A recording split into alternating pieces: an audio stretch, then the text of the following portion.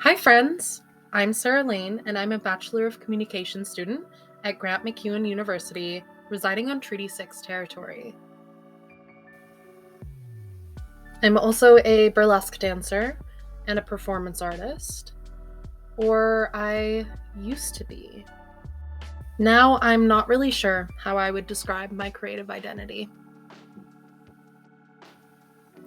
Currently, I think it's more accurate to say I'm a textile artist, because I've been focusing on punch needle and rug tufting more than anything over the last 2 years.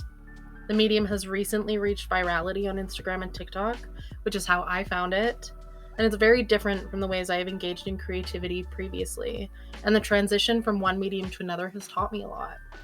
Today, I'm hand punching a new design into monk's cloth on a 12-inch hoop with acrylic yarn and offering you the opportunity to share some space with me. So welcome to Tuft With Me, where I tuft, I talk, and you attend my personal identity crisis. Thank you for showing up. Prior to 2020, before I picked up punch needle and before anyone picked up COVID, I had been performing burlesque across the prairies of Alberta for about 5 years. And in October of that year was the last time I performed. The most frustrating aspect about it was the lack of choice I had in the matter. I felt like I was entering my peak of personal growth and creative success, and then suddenly I wasn't. I just started performing in internationally acclaimed festivals, I was booking a tour, I was going to make my Fringe debut in the summer, and then everything was canceled and I haven't stepped on stage since.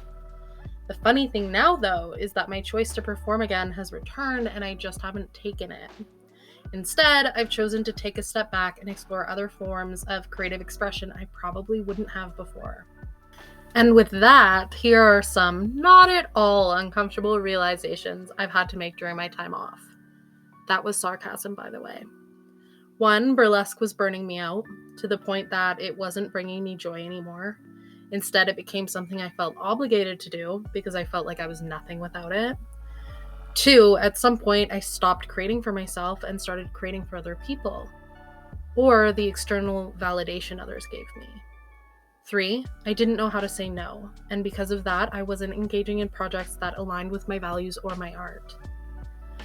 Punch needle and rug tufting also taught me some stuff about myself and the creative process that I think all creatives would benefit from hearing. Don't worry, they're a lot kinder. 1, we are not what we make, and our value is not determined by what we have created. 2, we can have multiple identities at the same time that we can step back from and return to whenever is best for us. 3, punch needle is a very forgiving medium. If you mess up on a row of stitches, you can pull the yarn out and the cloth isn't damaged, so you can try that row again. This same forgiveness should be applied to everything.